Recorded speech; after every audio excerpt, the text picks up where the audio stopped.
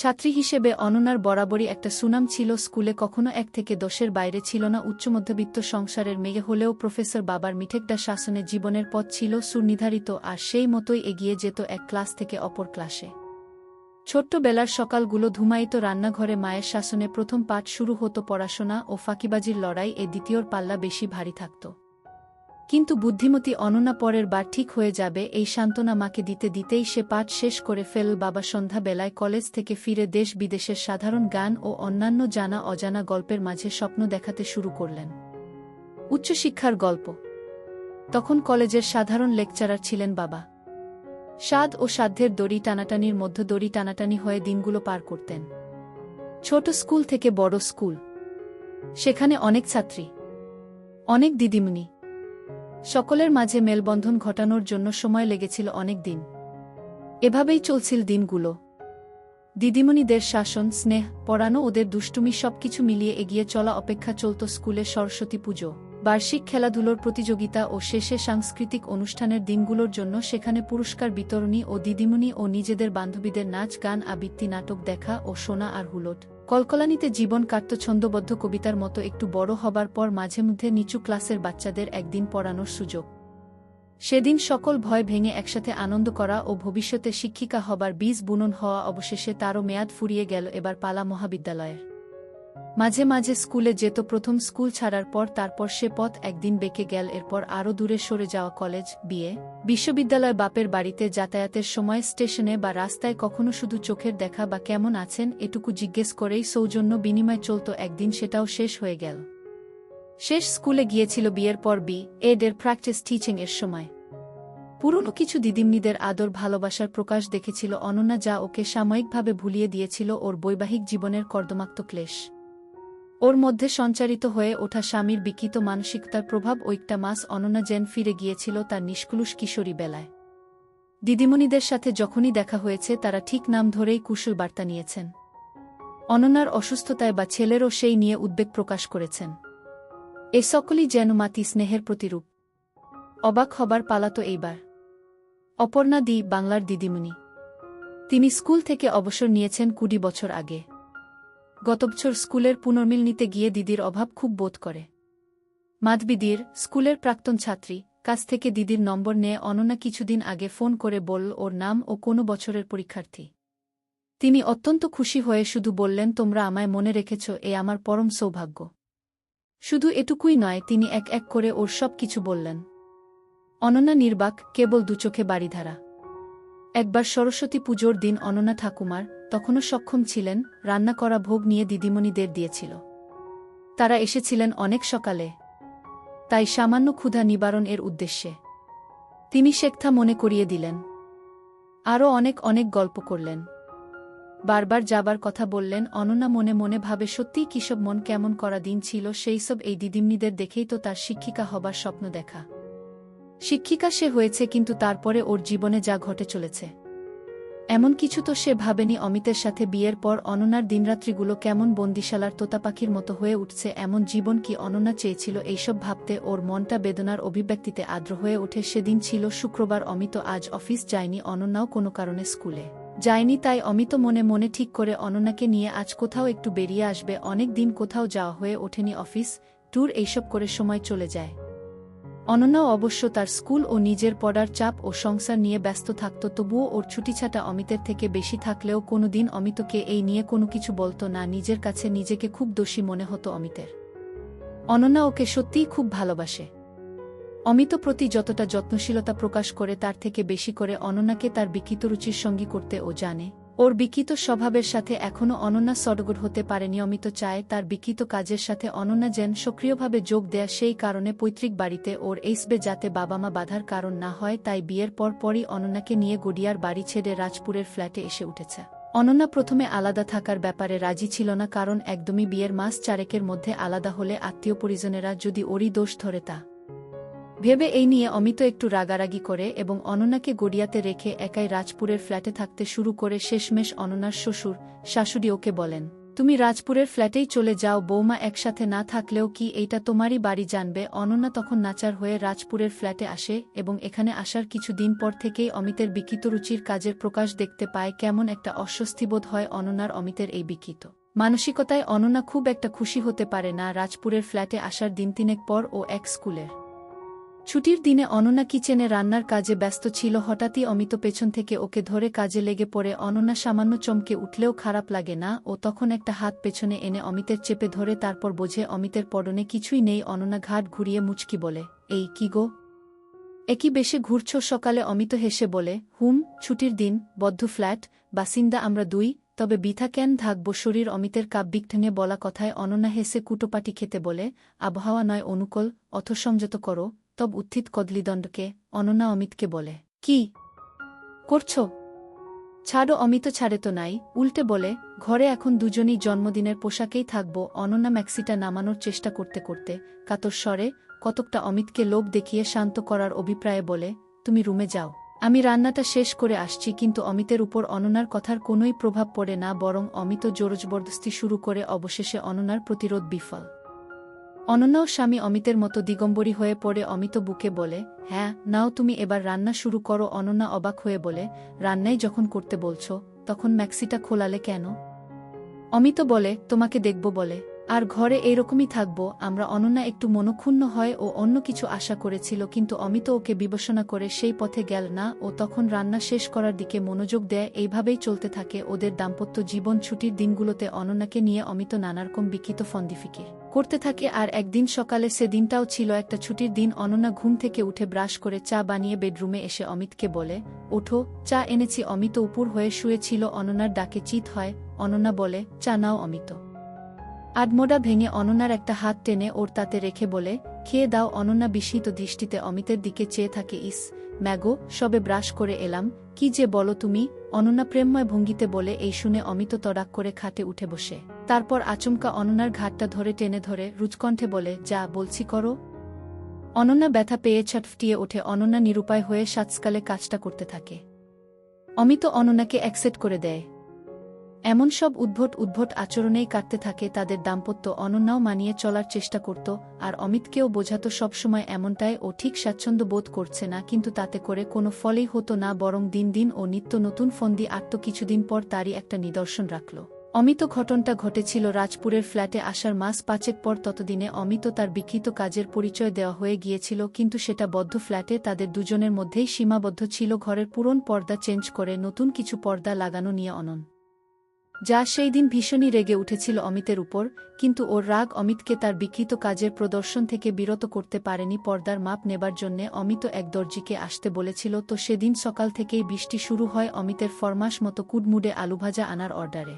সকাল ৮টাতে অমিত ড্রিঙ্ক নিয়ে বসেছে। আধা ঘন্টার মধ্যে অনন্যা আলুভাজা নিয়ে রুমে ঢোকে। অমিত ওকে দেখে বলে, বাহ, আমার লক্ষ্মী বুটা আলুভাজা নিয়ে এসেছ, এসো বস আমার কাছে। অমিত ওর পাশে বসার ইঙ্গিত করে। অনন্যাও বাধ্য মেয়ের মতো ওর পাশে গিয়ে বসে। অমিত তখন একটা পেগ বানিয়ে ওর হাতে দিয়ে বলে, নাও শুরু করো। অনন্যা অনুনয়ের সুরে বলে, এই সাতসকালে লাল পানি খেতে বলো না প্লিজ। এর আগে তো রাতে খেয়েছি লাল পানি, কিন্তু এখন পারবো না গো। অমিত অনন্যার কবজি মুচড়ে ধরে বলে, সকালবেলায় ট্যান্ডাই ব্যান্ডাই শুরু করলে, যা বলছি শোনো। গ্লাসটা ওর হাতে ধরিয়ে বলে, নাও বলছি। অনন্যা হাতের ব্যথার কাতর হয়ে গ্লাসটা ধরে, তারপর মুখ কুঁচকে এক চুমুকে পুরোটা গিলে নিয়ে ভাবে, এতে যদি অমিত ওকে রেহাই দেয়। কিন্তু ওর ধারণাকে ভুল প্রমাণ করে অমিত অবাক কণ্ঠে বলে, আরে বাবা, একটা নেই শেষ করে দিলি, দারুণ তো। বলে আরও একটা পেগ বানিয়ে ফেলে। অনন্যা হতাশ হয়ে লক্ষ্য করে এবারের পেগে জলের পরিমাণটা খুবই কম দেয় অমিত।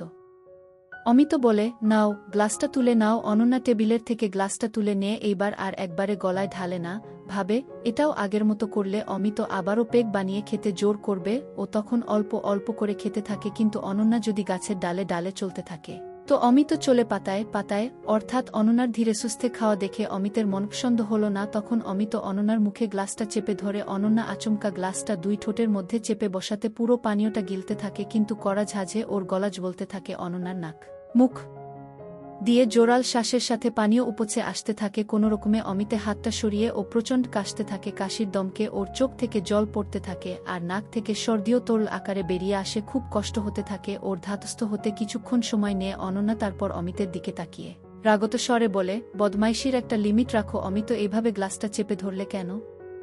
আমার তো শ্বাস বন্ধ হয়ে আসছিল মাঝে মধ্যে। কি যে তোমার হয় বুঝতে পারি না। অমিত একটা তোয়ালে এগিয়ে দিয়ে বলে, নাও, মুখটা মুছে নাও। আর শোনো, আমার কিছুই হয়নি, তবে তোমাকে বলি আমার কথাম তো। চলো। অনন্যা বাথরুমে যেতে যেতে সামান্য টাল খায়, একটু থেমে নিজেকে সামলে নিয়ে বলে, তোমার কোনো কথাটা শুনি না বলো তো। ওর ডিসকাস্টিং বলে অনন্যা বাথরুমে ঢুকে মুখে চোখে জল দিয়ে বেরিয়ে আসে। অমিত একটা হাত বাড়িয়ে ওকে বলে, এই শোনো, এদিকে এসো। অনন্যা এক দ্বিধাগ্রস্ত পায়ে অমিতের দিকে এগিয়ে আসে। অমিত অনন্যাকে টেনে ওর কোলে বসিয়ে নিয়ে প্লেট থেকে আলু ভাজা তুলে অনন্যার মুখে গুজে দিয়ে বলে, এখন ঠিক আছো তো? অনন্যা মুখের ভাজাটা সামান্য চিবিয়ে বলে, হ্যাঁ ঠিক আছি। তখন অমিত অনন্যার বাথরুমে থাকার সময় একটা নতুন পেগ বানিয়ে রাখা পেগ ওর হাতে ধরিয়ে বলে, নাও খাও। অনন্যা বলে, আবার? এখন থাক না গো, দুপুরে খাবো। অমিত কঠিন একটা হাসি দিয়ে বলে, এই যে বাথরুমে যাবার সময় বললে আমার নাকি সব কথাই শোনো আর পালন করো, এখন কি হলো? অনন্যা অমিতের কথা শুনে হতোদ্যম হয়ে পড়ে আর ভাবে, হুফি, লোকটা কথার ভাজে ওকে কিভাবে ঘায়েল করে নিজের মতলব হাসিল করে। ও তখন আর কিছু না বলে খেতে থাকে এবং এবার একটু সতর্ক থাকে যাতে অমিত আবার না গ্লাসটা তার মুখে চেপে ধরে। এইভাবে ঘণ্টা তিনেক কাটে। অমিত অনন্যাকে পরপর পেগ খাইয়েই যায়। অনন্যাও চুপচাপ অমিতের আবদার রাখতে রাখতে বেশ টিপসি হয়ে ওঠে। ওর কথা জড়িয়ে আসতে শুরু করে, মাথাটা ঝিমঝিম করে, শরীরটা এলিয়ে পড়তে থাকে, মানে পুরো একটি নেশারু মেয়ে হয়ে ওঠে। অমিত পরিমিত পান করায় ঠিকঠাক ছিল। ও তখন অনন্যাকে কয়েকটা ঝাঁকি দেয়। অনন্যা অনেক কষ্টে চোখটা অল্প খুলে নেশাতুর গলায় বলে, কিং বো লং ছো। অমিত তখন বলে, কি হলো তোমার? এইটুকুতেই কেলিয়ে পড়লে? অনন্যা জড়ানো গলায়, আইম থুব ঘু মো ইপাইট ছে গ্লথ গ্লচ কিছু একটা বলে ওঠে। অমিত তখন উঠে দাঁড়িয়ে অনন্যাকে সোফা থেকে নিচে টেনে হামাগুড়ি পজিশনে রাখে, কিন্তু অনন্যা নেশার চোটে ওইভাবে থাকতে পারে না। অমিত তখন পিছনে সপাটে চড় মারতে শুরু করে। চড়ের আঘাতে অনন্যা ব্যথার অনুভব করে ডুবডে ওঠে, শরীরটাকে গুটিয়ে নিতে চায়, কিন্তু রেহাই পায় না। অমিত উঠে দাঁড়িয়ে অনন্যার চুলকে রথের রশির মতো টেনে ধরে টান দেয়। চুলে টান পড়তে অনন্যা কোনোমতে মুখ তুলে অমিতের দিকে তাকায়। অমিত তখন অনন্যাকে বলে, হামা দিতে থাকো, তোমাকে বাথরুমে নিয়ে যাব। অনন্যার ইস্যু চেপেছিল, তাই কতকটা বাধ্য হয়ে হামা দিতে শুরু করে। মোজাইক রুমের মেঝেতে ওর শরীরের চাপে দু পায়ের হাঁটু চিনচিন করতে থাকে, কিন্তু ইস্যুর ডাক অনুভব করে অনন্যা ব্যথা চেপেই মরিয়া হয়ে হামা দিতে থাকে। কিন্তু অমিত অনন্যাকে বাথরুমের দিকে নিয়ে যায় না, ড্রয়িং রুম থেকে হামা দেওয়াতে দেওয়াতে দিয়ে ডাইনিং স্পেসে আসে। ওখানে কিছুক্ষণ ঘুরিয়ে নিয়ে যায় গেস্ট রুমে বার তিনেক হামা দিয়ে ঘোরাতে থাকে, আর তার সাথে একটা কালা রবারের গোল ও সলিড ডান্ডা যার মাথাটা খুন্তির মতো চ্যাপটা, তা দিয়ে চটাস চটাস করে মারতে থাকে। গেস্টরুম থেকে এবারে গন্তব্য ওদের ১-৬ তলা এই ফ্ল্যাটের ব্যালকনি। ইতিমধ্যে অনন্যার নেশা ছুটতে শুরু করেছে, তাই ব্যালকনির দিকে ওকে অমিত নিয়ে যাচ্ছে বুঝে ও একসেট থাকার কারণে সেখানে যেতে না চেয়ে দরজার মুখে শক্ত হয়ে থাকে। অমিত বারদুই ওর চুল ধরে টানে, কিন্তু অনন্যাকে নড়নচড়ন দেখে এবার বেশ জোরে জোরে ওর চুল টানতে থাকে আর ডান্ডার চ্যাপটা অংশটা দিয়ে পিটতে থাকে। অনন্যা ব্যথায় লজ্জায় ডুকরে কেঁদে বলে, অমিত প্লিজ চুল টেনো না আর মেরো না, আমার ব্যথা লাগছে খুব। অমিত তখন হিসহিস করে বলে, তাহলে থামলে কেন? চলো হামা দিতে দিতে ব্যালকনিতে। অনন্যা কাতর হয়ে বলে, এই না, আমি পুরো একসেট, এইভাবে ওখানে নিয়ে যেও না প্লিজ। অমিত আবার অনন্যার চুল টেনে বলে, যাবে না, আবার মারব। অনন্যা মারের ভয়ে বলে, ঠিক আছে যাচ্ছি, মেরো না প্লিজ। অনন্যা হামা দিতে শুরু করে ব্যালকনিতে আসে। সকালের অঝোর বৃষ্টিতে ব্যালকনি ভিজে আছে, তার মধ্যেই হামা দেওয়া অবস্থায় বসে অনন্যা বলে, অমিত আমার ইস্যু চেপেছে। অমিত বলে, এখানেই সেরে নাও। অনন্যা অমিতের কথা শুনে কোনো বাদানুবাদে না গিয়ে ব্যালকনিতেই মেয়ে কুকুর যেমন সামনের 2 টান করে আর পিছনের দুপা দুদিকে ছড়িয়ে ভাঁজ দিয়ে ইস্যু করে, অনন্যাও তেমনি ঘণ্টা 2 তলপেটের কাছে চেপে রাখা ইস্যু ত্যাগ করতে থাকে। অনন্যার ইস্যু হয়ে গেলে পর অমিত অনন্যাকে বলে তারটা ধরতে, হাতে নিলে পর অমিত ছড়ছড় করে মুততে শুরু করে। অনন্যা নড়বার সরবার সুযোগ ও জায়গা পায় না, ফলে ভিজতে থাকে। অনন্যা কোনোরকম মুখটা বন্ধ করে একপাশে ঘোরায়, যদিও অনেকটাই দেরি হয়ে গিয়েছে ততক্ষণে। অমিতের মুত তার চোখ মুখে ভরে গিয়েছিল। শেষ হলে ও অনন্যাকে বলে, নাও এবার খাও দেখি। অনন্যা এবার প্রতিবাদে ফোর্স করে উঠে বলে, impossible, I don't do this. Amit অনন্যার প্রতিবাদী গলা ও ইংরাজি শুনে ওকে তুলে দাঁড় করায়, তারপর ডান্ডাটার চ্যাপটা অংশটা দিয়ে মারতে থাকে। অনন্যা নিজেকে যতটা না মারের হাত থেকে বাঁচাতে লোকানোর চেষ্টা করে, তার চেয়ে বেশি করে লজ্জার কারণে অমিত খোলা ব্যালকনিতে ওকে দাঁড় করিয়ে রাখার চেষ্টা করছে, তাতে আশেপাশের ফ্ল্যাট থেকে একসেট অনন্যাকে অনেকেই হয়তো দেখতে পাবে। এই লজ্জার কারণেই মার ঠেকানোর চেষ্টার থেকে ব্যালকনির মেঝেতে বসে লাজ বাঁচানোর চেষ্টা করে। কতটা সময় হয়েছে ওরা কেউই টের পায় না। এমন সময় কলিংবেলের আওয়াজ, সদর দরজায় কারোর আসার খবর ঘোষণা করে। অনন্যা ওর দিকে মুখ তুলে চায় আর লক্ষ্য করে অমিতের ঠোঁটের কোণায় একটা টুকরো হাসি। ঝুলছে, কে এলো এখন? অনন্যা অমিতকে জিজ্ঞেস করে। অমিত বলে, বোধহয় দর্জির দোকান থেকে কেউ এলো পর্দার মাপঝোঁক করতে।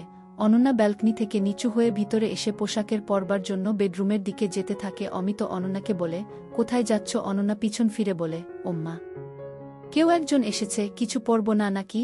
অমিত একটা তোয়ালে ছুড়ে দিয়ে বলে, আপাতত এটা পেঁচিয়ে নাও। এই বলে নিজেও একটা তোয়ালে জড়িয়ে নিয়ে অনন্যা অমিতের কথা শুনে অবাক হয়ে বলে, কি বলছো অমিত?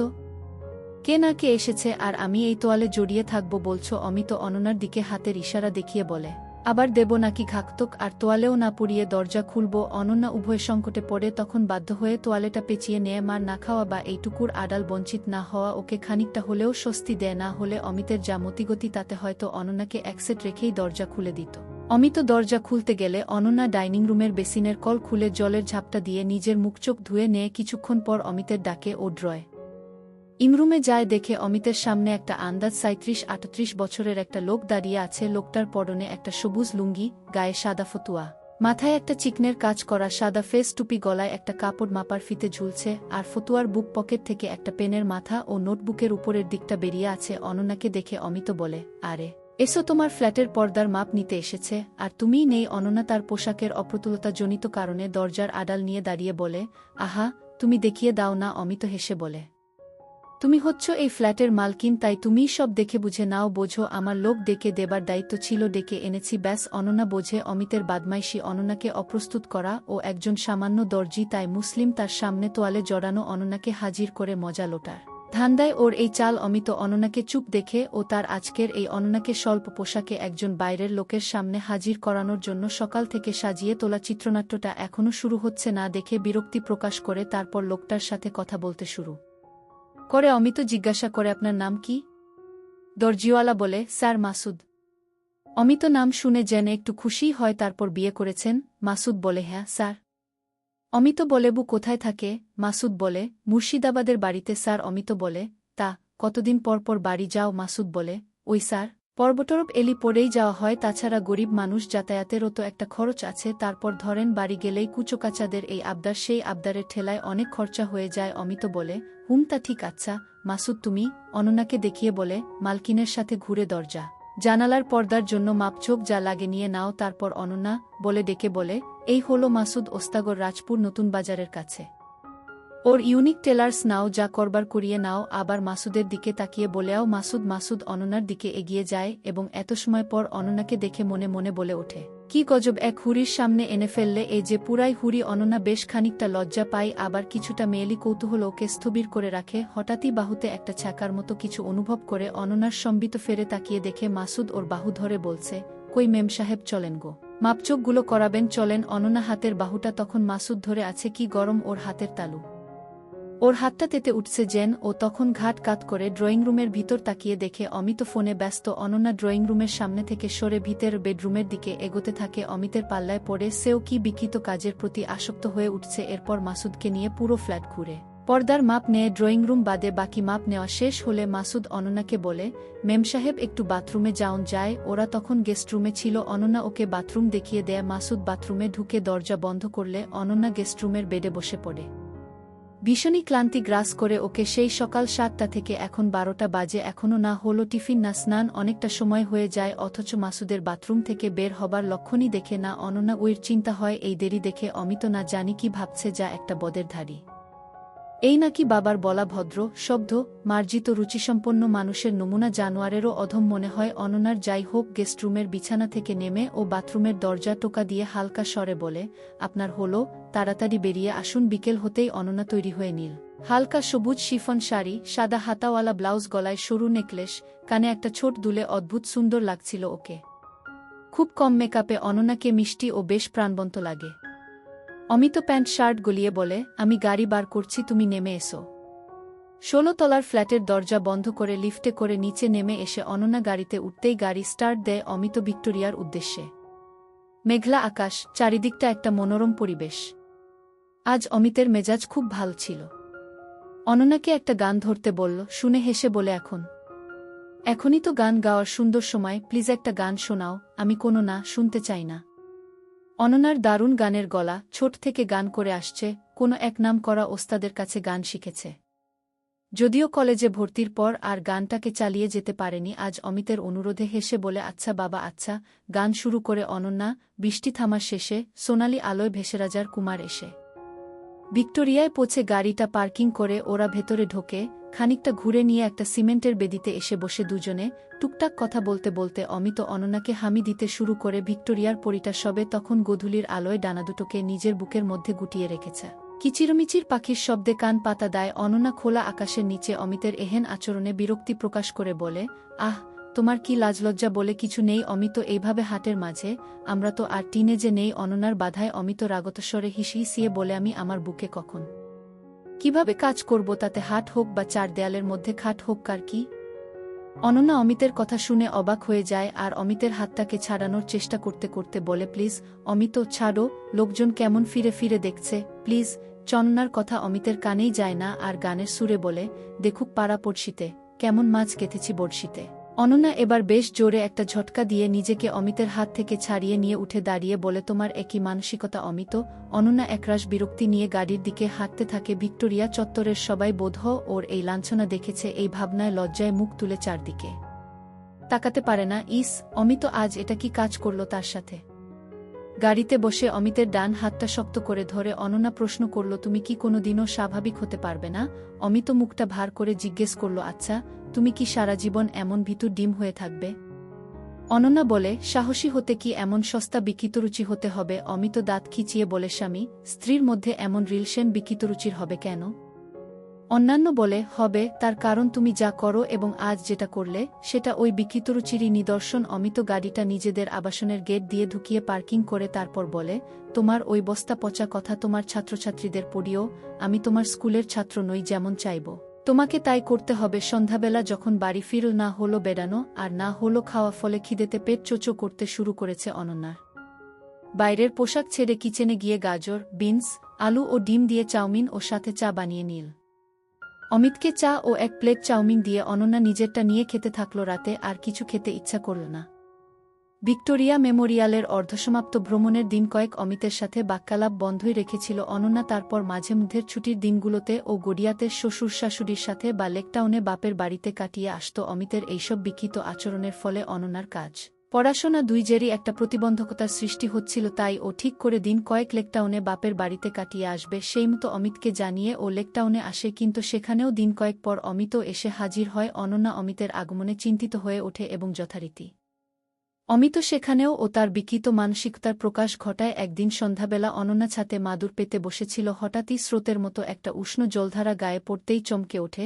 পিছনে মুখ ঘুরিয়ে এই উষ্ণ জলধারার কারণ খুঁজতে গেলে ওর পুরো মুখ চোখে তা পড়তে থাকে। কোনোরকমে পাশে সরে গিয়ে দেখে মুতে দিচ্ছে। অনন্যা একরাশ রাগে পাশে থাকা বোন চায়নার কাপটা অমিতের দিকে ছুড়ে মারে আর এমনই কপাল ভারী কাপটা গিয়ে লাগে অমিতের কপালে এবং কপাল ফেটে দরদর বের হতে শুরু হয়। অমিত কপালটা এক হাতে চেপে ধরে অনন্যার দিকে তেড়ে আসে, কিন্তু ঠিক ওই সময় অনন্যার মা উর্মিলা দেবী ছাতে হাজির হন এবং জামাইয়ের কপালে এই অবস্থা দেখে আতঙ্কিত হয়ে ওর কাছে এগিয়ে আসেন। তারপর নিজের শাড়ির আঁচল দিয়ে জামাইয়ের ক্ষতস্থানটা চেপে বলেনিস, এটা কি করে হলো? চলো চলো নিচে গিয়ে ব্যান্ডেজ করতে হবে। তারপর অনন্যাকে বলেন, অনু তাড়াতাড়ি আয়। অনন্যার সারা বুক অমিতের পেচ্ছাবে ভিজে আছে। অসম্ভব রাগে ঘেন্নায় নিজের মধ্যেই ফুটতে থাকে। ওদিকে অমিত ব্যথার ভান করে শাশুড়ি উর্মিদেবীকে ধরে অনন্যাকে একটা চোখ মারে। অনন্যা রাগে ফুটতে ফুটতে ওদের পিছনে আসতে থাকে। হঠাৎই লক্ষ্য করে বদমাশ অমিতের একটা হাত ওর মায়ের সেই জায়গায় আঁকড়ে আছে। অমিত শাশুড়ি উর্মিদেবীকে প্রায় বগলদাবা করে এক পা করে সিডি ভাঙতে থাকে। উর্মিলা জামাইকে ওদের রুমে বসিয়ে তুলো এনে অমিতের ক্ষতস্থান পরিষ্কার করে ব্যান্ডেজ বেঁধে দেন আর জামাইয়ের উদ্দেশ্যে বলেন, তুমি বাবা চুপচাপ একটু শুয়ে থাকো, আমি অনুকে বলি ডাক্তার পাকদাসিকে একবার ফোন করে আসতে বলুক। অনন্যা নিচে নেমে বাথরুমে সাবান মেখে ভেজা জামাকাপড় জলে ভিজিয়ে একটা ম্যাক্সি পরে বাইরে এসে শোনে মা অমিতকে জিজ্ঞাসা করছে, তা কাটল কিভাবে? অনন্যা একটু ঘাবড়ে যায়। কি বলবে অমিত? ওর দুষ্কর্মের কথাটা কি বলে বসবে নাকি? লজ্জার শেষ থাকবে না তাহলে? কিন্তু অনন্যার উদ্বেগকে ভুল প্রমাণিত করে অমিত হেসে বলে, আপনার মেয়ে ছাতে জল ফেলে রেখেছিল, তাতেই স্লিপার পরা পা পিছলে যায় আর কাপটার উপর গিয়ে পড়ি, তাই এই হাল। অমিত অনন্যার দিকে তাকিয়ে শয়তানি হাসি হাসতে থাকে। অনন্যা অমিতের হাসি দেখে আরও ক্রুদ্ধ হয় আর বলে, চোখ থাকতেও যারা অন্ধ তাদের পতন তো হবেই। উর্মিলা দেবী মেয়েজামাইয়ের কলহের উৎসকে নব দম্পতির রাগ অনুরাগ ভেবে মেয়েকে কপট ধমকের সুরে বলেন, নে হয়েছে অনু, অত ঝগড়া না করে ডাক্তার পাকদাসিকে একবার ফোন করে আসতে বল, একটা টিটেনাস পেনকিলার দিয়ে যাক, আর আঘাতটাও দেখে যাক। আমি ততক্ষণে শাড়িটা বদলে আসি। কি জানি তোর বাবা ফিরলে না জানি কি আছে কপালে। আজ উর্মিদেবী কাপড় বদলাতে চলে যান। এহেন কুকর্মের ফলে অনন্যাও বাপের বাড়িতে লজ্জিত হবার ভয়ে রাজপুরের ফ্ল্যাটে ফিরে আসে। একদিন স্কুল থেকে ফিরে সন্ধেবেলায় ক্লাস টেস্টের খাতাগুলো নিয়ে বসল অনন্যা। একটা কি দুটো খাতা চেক করতে না করতেই লোডশেডিং, আর তারপরই এক ঝাঁক মশা দল বেঁধে গান শোনাতে চলে এল। ফলে খাতা দেখার দফারফা হয়ে গেল। চার্জার লাইটটা জ্বালল। অনন্যা হঠাৎই অমিত পাশের ঘর থেকে এসে লাইটটা নিয়ে চলে গেল। অনন্যার আগে থমথম করতে লাগল, কিন্তু আর ঝগড়াঝাটি করার মতো মানসিক অবস্থা ওর ছিল না। প্রতিটা মুহূর্তে অমিতের সাথে দূরত্ব বাড়ছে বুঝতে পারছে অনন্যা, তাই একটা মোমবাতি জ্বালিয়ে ভূতের মতো বসে রইল। সকলে তো আর এত ঝক্কি বোঝেন না। সময়মতো খাতা জমা না করলে হেডমিস্ট্রেস তো সমালোচনার ঝড় বইয়ে দেন। স্কুল সেদিন হাফ। অমিত অফিসে খুব ক্লান্ত লাগছে, তবুও কিচেনে গিয়ে এক কাপ চা ও নুডলস বানিয়ে ডাইনিং প্লেসে ফেরে খাওয়াটা শেষ হতে হতে অকশন থেকে পছন্দ করে কেনা গ্র্যান্ডফাদার ক্লকটায় টুংটাং ঘণ্টা পড়ার আওয়াজে তাকিয়ে দেখে 4টে বাজে। একটা হাই তুলে ভাবে অমিতের তো ফিরতে দেরি আছে, ততক্ষণে একটু ঘুমিয়ে নেওয়া যাক। অনন্যা বেডরুমে গিয়ে শুয়ে পড়ে এবং কিছুক্ষণের মধ্যেই ঘুমের অতলে তলিয়ে যায়। ঘুম ভেঙেছে যখন তখন দিনের আলো আর নেই। ঘুটঘুটে অন্ধকার ঘর। ক্রিং ক্রিং ল্যান্ডফোনের আওয়াজ হতে শুরু করে খাট থেকে হাত বাড়িয়ে ফোনটা রিসিভারটা কানে নিতেই শোনে অমিত কর্কশ আওয়াজে বলি ছিলে কোথায়?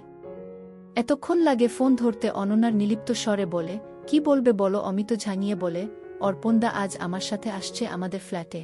রান্না করার দরকার নেই, খাবার আমি নিয়ে যাব, আর তুমি একটু সেজেগুজে থাকবে, আর পোশাক আশাকগুলো তোমার ওই দিদিমণি স্টাইলে পরবে না। বলেই কট করে ফোনটা কেটে দেয় অমিত। অনন্যা হতভম্ব হয়ে অমিতের কথার মানে বোঝার চেষ্টা করে। এটাও ওর এক ধরনের বিকিতকাম। অর্পণ অমিতের খুঁড়তুতো দাদা, একটি রাষ্ট্রায়ত্ত ব্যাংকের ম্যানেজার পদে আছেন, অবিবাহিত এবং প্রচুর পয়সার মালিক। বিয়ের সময় ও তারপরে বার দুয়েক এই দাদার সাথে দেখা সাক্ষাৎ হয়েছে। অনন্যার খুবই আমোদে মানুষ বলে মনে হয়েছে। অবিবাহিত এই ভাসুরের যে একটু মেয়েঘেঁষা দোষ আছে, সেটা যে অল্প কবারই ওনার সাথে দেখা হয়েছে। অনন্যাকে উনি যেন চোখ দিয়ে গিলে খেয়েছেন। প্রথম আলাপে নতুন বউ হিসেবে প্রণাম করতে গেলে উনি অনন্যাকে তুলে ধরে বুকে টেনে ধরেছিলেন নববধূ হিসেবে। অনন্যা সেদিন মনে মনে লজ্জিত হলেও ভাসুরকে কিছু বলে উঠতে পারেনি। আজও অনন্যার স্বামী অমিতের উপস্থিতিতে অর্পণের অনন্যাকে ধরাতে অনন্যা লজ্জায় লাল হয়ে উঠে অমিতের দিকে চেয়ে দেখে ওর যেন কোনো ভ্রুক্ষেপই নেই। অনন্যা একটু জোর করে হেসে নিজেকে অর্পণের মুক্ত করে কোনোরকমভাবে নিজেকে গুছিয়ে নিয়ে বলে, আপনি বসুন, আমি চা নিয়ে আসছি। কিচেন পালিয়ে এসে অনন্যা একটা বড় করে শ্বাস ছাড়ে। অমিতের চালচলন দেখে বিস্মিত হয়। ওর ধারণাতে এটা অমিতের কাকল্ড মানসিকতার একটা দিক। আজ অর্পণকে নিয়ে অমিত এসেছে এবং বিয়ের 1.5 বছর পার করে অনন্যা অমিতের বিকৃত রুচি সম্পর্কে ওয়াকিবহাল হয়েছে। ওর তো বদগুণের সীমা নেই। আজ কি অর্পণের উপস্থিতিতে কোনো কিছু বদমতলব ভাবছে? নিশ্চয়ই তেমনি ভাবছে, না হলে ওকে পোশাক পরার ফতোয়া কেন জারি করবে? এমনিতেই অনন্যা আধুনিকা, কিন্তু স্কুল শিক্ষিকা হবার কারণে কিছুটা পুরনো ভ্যালুকে মেনটেন করে তেমন শাড়ি পরে বেশিরভাগ সময়ে অনন্যা ঠিক করে অমিতের কথামতো ও হট কিছু পরবে না। শাড়ি পরবে, স্লিভলেস ব্লাউজটা পরবে, ব্যাস, আর কিছু না। ও তখন সন্ধ্যা বাতি দিয়ে আলমারি থেকে একটা আকাশি জরির কাজের তসর বালুচরি শাড়ি বের করে এরপর ড্রয়িং রুমে গিয়ে রুমটাকে একটু ঠিকঠাক করে গোছায়। কিচেনে ঢোকে। এরপর অমিত খাবার বানাতে বারণ করলেও ও ফ্রিজ থেকে বোনলেস চিকেন ও পনির বের করে পকৌড়া বানানোর জন্য রেডি করে রাখে। মোটামুটি সব গুছিয়ে একটা ভিজে টাওয়েল নিয়ে বেডরুমে ফিরে আসে। মনের ভিতর একটা অস্বস্তি। অমিত অর্পণের উপস্থিতিতে অনন্যার উপর রাগারাগিটা বন্ধ করে ওকে নিয়ে ফ্ল্যাটে ঢোকে। অর্পণ হাতের প্যাকেটটা অমিতকে দিয়ে অনন্যার পেছন পেছন হাতে গোলাপের তোড়া নিয়ে সোজা ডাইনিং রুমে এলেন। অনন্যা অর্পণকে ডাইনিং রুমে ঢুকতে দেখেই একেবারে চমকে উঠল। অনন্যা ঘুরে অর্পণের সামনে এগিয়ে গিয়ে সামনের দিকে ঝুঁকে পড়ে প্রণাম করতে গেল। অর্পণ ফুলের বোকেটা টেবিলে রেখে, আরে আরে, কি করো, আমার পায়ে কেন? ধুস, বলেই কাছে টেনে ধরলেন। অনন্যা কিছু সময় পর মোচড়াতে থাকে ছাড়া পাবার জন্য, কিন্তু অর্পণ ছাড়ে না। অনন্যা ভাসুর অর্পণের সাহসের এতটা অগ্রগতি দেখে অবাক হয়। আগেও উনি অনন্যাকে ধরেছেন, কিন্তু আজ যেন অনেকটাই বাড়াবাড়ি পর্যায়ে চলে এসেছেন। অনন্যার নিজেকে ছাড়িয়ে নেবার প্রয়াস দেখে অর্পণ এবার ছেড়ে দেয়। অন্যান্য একটু সরে যায় অর্পণের কাছ থেকে। অর্পণ এইবার ডাইনিং টেবিলের উপর থেকে গোলাপের সজ্জিত বোকেটা অনন্যার দিকে বাড়িয়ে ধরে। অনন্যা নিজেকে একটু ধাতস্থ করে নেয়। বোকেটা নেবে কি নেবে না দোলাচালে পড়ে অনন্যাকে ইতস্তত করতে দেখে পিছন থেকে অমিত বলে ওঠে, আরে নাও নাও, দেখো অর্পণদা তোমার জন্য কি সুন্দর গোলাপ ফুলের তোড়া এনেছেন। অমিতের কথা শুনে অনন্যা বোকেটা নিল অর্পণের হাত থেকে। তারপর ভদ্রতার খাতিরে ভাসুরের দিকে তাকিয়ে মুখে একটা আলগা হাসি এনে বলল, থ্যাংক ইউ ভেরি মাচ। যদিও ওর মুখ তখন লজ্জায় লাল হয়েছিল, অমিত অর্পণকে বলল চলো পোশাকটা চেঞ্জ করে নেবে চলো বলে ওকে নিয়ে গেস্টরুমে চলে যায়। অর্পণকে গেস্টরুমে ছেড়ে ফিরে এসে অনন্যাকে বলে, খাবারের প্যাকেটগুলো তুলে রাখো, কাপ গ্লাস বের করো, আর আমার সাথে বেডরুমে এসো। অনন্যা বলে হাতের কাজ সেরে আসছি। অমিত চলে যায়। অনন্যা খাবারগুলো তুলে রখে, কাট গ্লাস বের করে একটা ট্রেতে সাজায়, তারপর চিকেন ও পনির পকোড়াগুলো ওভেন টাইম সেট করে বসিয়ে বেডরুমে আসে। অমিত একটা 3/4 প্যান্ট আর গেঞ্জি পরে আছে। অনন্যাকে দেখে একটা প্যাকেট ওর দিকে এগিয়ে দিয়ে বলে, তোমার এই মাস্টারনি মার্কা ড্রেস ছেড়ে এটা পরো। অনন্যা প্যাকেটটা খুলে পোশাকটা হাতে নিয়ে দেখে অনেক ছোট একটি পোশাক। অনন্যা অমিতকে বলে, এইসব তোমার সামনে পড়তে আমার আপত্তি নেই, কিন্তু অর্পণদা রয়েছেন তো, এটা না হয় পরেই পরব। অমিত দাঁত মুখ খিচিয়ে বলে, এই মাস্টারনি অত ঢং মারিজো না তো, আজই পরবে এটা। আর এটা অর্পণদা বিদেশ থেকে স্পেশালি তোমার জন্য এনেছে। অমিতের কথা শুনে অনন্যা হতভম্ব হয়ে যায়। কিসব বলছো অমিত? আর অর্পণের বা এত সাহস হয় কি করে ভ্রাতৃবধূর জন্য এমন একটা পোশাক আনার এবং সেটা পরে তার সামনে যেতে? অনন্যা বেশ একটা রাগ নিয়ে অমিতকে বলে ঠাস করে একটা চর গালে পড়তে অনন্যা ছিটকে পড়ে খাটের উপর। অসম্ভব যন্ত্র রনায় ছটফট করে ওঠে। অনন্যা অমিত হিসহিস করে বলে, শোন, তুই যতই টিচারি করিস না কেন, মনে রাখবি এই বাড়িতে আমিই মাস্টার আর তুই ছাত্রী, তাই যখন যেমন বলবো তাই করবি, না হলে ফল ভালো হবে না। অনন্যার চুল মুঠো করে ধরে নাড়িয়ে বলে অমিত, তারপর বলে 5 মিনিট সময় দিলাম, তৈরি হয়ে ড্রয়িং রুমে এসো। অনন্যা নিরুপায় হয়ে উঠে বসে, তারপর এটাচ বাথরুমে গিয়ে চোখে মুখে জলের ঝাপটা দিয়ে কান্নার জল ধুয়ে ফেলে। এরপর ঘরে ঢুকে অর্পণের আনা পোশাকগুলো হাতে নিয়ে ভাবে, বেশ, আজ অমিত যখন ওর গায়ে হাত তুলল তখন ও অমিত যা চায় তাই করবে, এবং এরপর থেকে অনন্যাও তার জীবনে নিজের পছন্দের মানুষজনের সাথে মিশতে দ্বিধা করবে না। বিয়ের আগে সব মেয়েদেরই স্বামী নিয়ে অনেক স্বপ্ন থাকে, অনন্যারও ছিল, কিন্তু বিয়ের 6 মাসের মধ্যেই সেসব চুরমার হয়ে যায়। আর আজ 1.5 বছর পরে অনন্যার স্বামী তাকে অন্য পুরুষের সামনে এগিয়ে দিতে চাইছে। অনন্যা সমস্ত দ্বিধা ছেড়ে অর্পণের আনা পোশাকটি পরে নিয়ে চোখে ডিপ করে আইলাইনার লাগায়, 2 গালে ফেস পাউডার বুলিয়ে নিয়ে কপালে একটা লাল টিপ পরে ঠোঁটটাকে গাঢ় লাল লিপস্টিকে রাঙিয়ে নেয়। আয়নায় নিজেকে একবার ঘুরিয়ে ফিরিয়ে দেখে নিয়ে অনন্যা ধীর পায়ে ড্রয়িং রুমের পর্দাটা একাপাশ করে দাঁড়ায়। ড্রয়িং রুমের ভিতরের সোফায় বসা অর্পণ ও অমিত নিজেদের কোনো একটা কথায় হো হো করে হাসছে। হঠাৎই অর্পণের দৃষ্টি পড়ে দরজায় দাঁত আনো অনন্যার দিকে। অর্পণ অনন্যাকে ভিতরে আসতে আহ্বান জানিয়ে বলে, বাহ, বেশ লাগছে তো তোমাকে। অনন্যা একটা ম্লান হাসি দিয়ে মুখটা নিচু করে ফেলে। স্বামীর সামনে ভাসুরের আনা স্বচ্ছ পোশাকটা ওকে একটু লাজুক করে তোলে। অমিত তখন বলে ওঠে, ড্রিঙ্কস তো সব রেডি, অনু কাজু কিসমিসগুলো কোথায় রেখেছ? অনন্যা এবার মুখটা তুলে বলে, কাজু কিসমিস ফ্রিজে আছে, আর আমি পনির আর চিকেন পকোড়া করে রেখেছি, মাইক্রোওয়েভে একটু গরম করে আনছি বলে উঠতে যায়। অমিত তখন বলে, বাহ, আমার বুটা দেখি খুব কাজের হয়েছে, তা তুমি বসে অর্পণদার সাথে গল্প করো, আমি ওগুলো নিয়ে আসছি। 10 মিনিট। অর্পণ দা অমিত ড্রয়িং রুম থেকে বেরিয়ে যায়। অনন্যা ওর 10 মিনিট সময় চাওয়ার অর্থ বুঝতে পারে না। ও তখন চুপচাপ সোফায় বসে থাকে। অর্পণ একটা সিগারেট ধরিয়ে অনন্যাকে মাপতে থাকে। একটা লম্বা টান দিয়ে অর্পণ অনন্যাকে বলে, বাহ অনন্যা, তোমাকে কিং তুই এই পোশাকটার দারুণ লাগছে, তুমি রিল্যাক্স করে বসো, তোমারই তো ফ্ল্যাট এটা, অমন জড়ষ্ট হয়ে আছো কেন? অনন্যা অর্পণের কথায় লজ্জা পেয়ে বলে, না না ঠিক আছি, আমি আসলে এইসব পোশাক পরার অভ্যাস তো নেই। অর্পণ বলে, আরে এইসব ড্রেস তোমাদের মতো সুন্দরী মেয়েদের জন্যই তো তৈরি, আর জানো না এটা কিনতে গিয়ে কি সমস্যায় পড়েছিলাম? অনন্যা আস্তে আস্তে স্বাভাবিক হতে থাকে। তারপর জিজ্ঞেস, কি সমস্যায় পড়েছিলেন? অর্পণ সিঙ্গো সোফা ছেড়ে বড় সোফায় অনন্যার পাশে এসে বসে